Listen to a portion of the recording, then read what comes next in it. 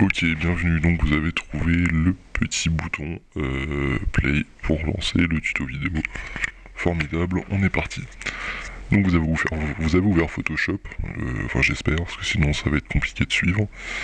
Et on va aller chercher l'image qu'on veut utiliser. Moi ici ça va être le logo, le petit pingouin Tux, donc l'emblème de Linux, que je vais utiliser. Et comme donc c'est un logo moi que j'utilise, je vais appliquer différents effets que vous ne serez pas obligé d'appliquer si vous souhaitez utiliser l'effet sur une image complète. J'ouvre mon petit Tux, voilà, et je vais d'entrée de jeu le dupliquer pour ne pas travailler sur mon image originale et toujours travailler sur une copie. C'est un vieux réflexe et ça peut éviter en cas d'enregistrement inopiné de détruire son image originale. Donc c'est toujours pratique. Voilà, ça y est, il s'agit de dupliquer mon image. Je masque l'image d'origine pour voilà, ne pas l'avoir quand je vais appliquer mes effets plus tard, ne pas avoir mon image par transparence qui aurait pour but de ne pas montrer l'effet. Donc je vais maintenant supprimer le fond blanc de mon petit Tux. Donc ça c'est une des étapes que vous n'utiliserez pas, hein, supprimer le fond ou des couleurs en trop selon ce que vous utilisez comme image. Donc moi pour ça je vais utiliser la baguette magique parce que j'ai un fond blanc. Donc c'est super facile. Donc je sélectionne mon fond blanc. Et pour sélectionner que mon pingouin que je vais aller recopier dans un autre document, parce que là comme j'ai pris que le fond blanc, je vais faire intervertir la sélection. Je me retrouve qu'avec mon pingouin. Je fais un édition copier.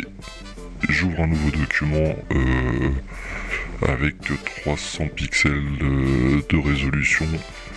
Et normalement je vais me retrouver voilà, avec un fond identique, enfin une forme identique, une image identique à celle de mon logo initial. Édition collée, et je me retrouve avec mon pingouin sans fond. Donc maintenant on va commencer le vif du sujet. Je duplique une fois de plus mon image.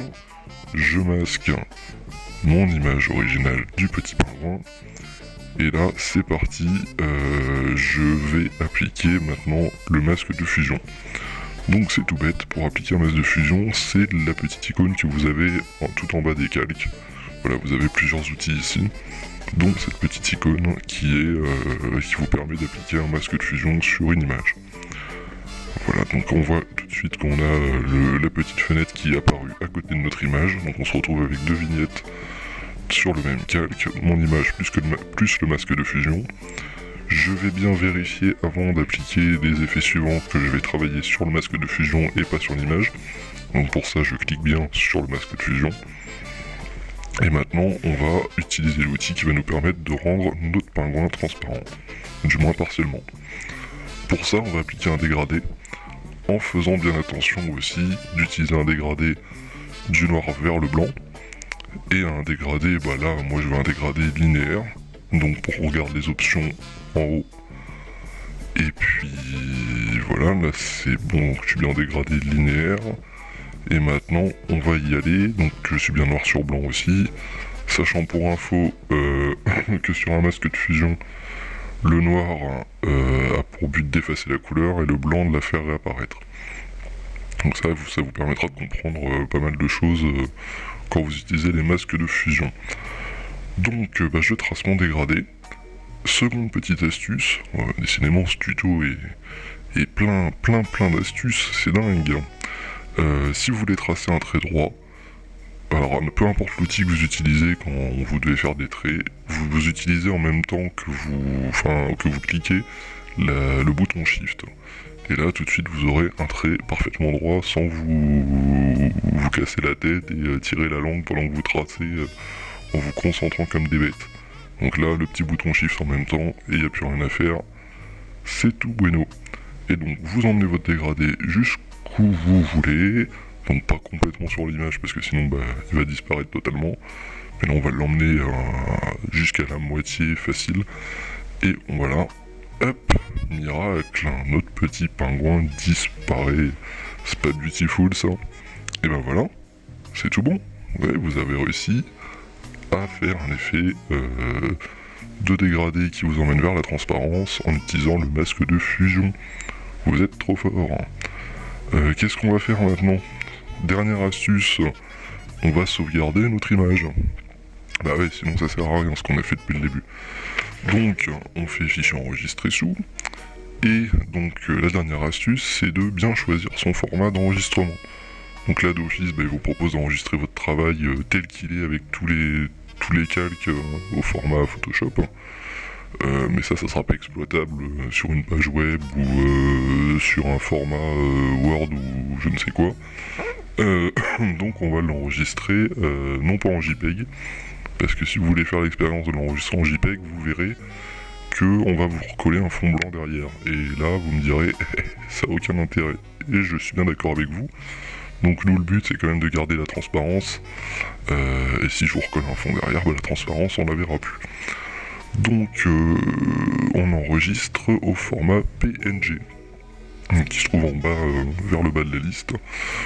Format PNG, c'est un format qui remplace le GIF depuis quelques temps. C'est un format qui est non destructeur, donc qui est bien adapté pour publier des images simples sur le web et dans des documents divers et variés.